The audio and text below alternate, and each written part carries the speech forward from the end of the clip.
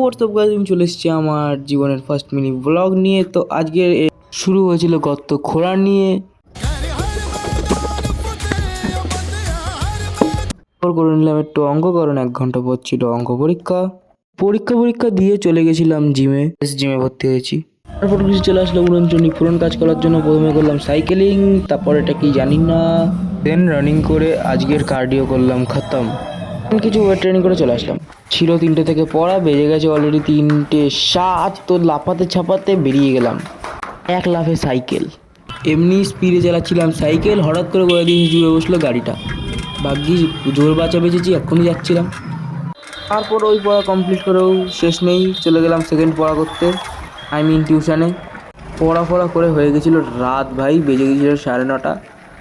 খুব স্ট্রাগল গেল আজকে দিনটা, কই ভাত নেই।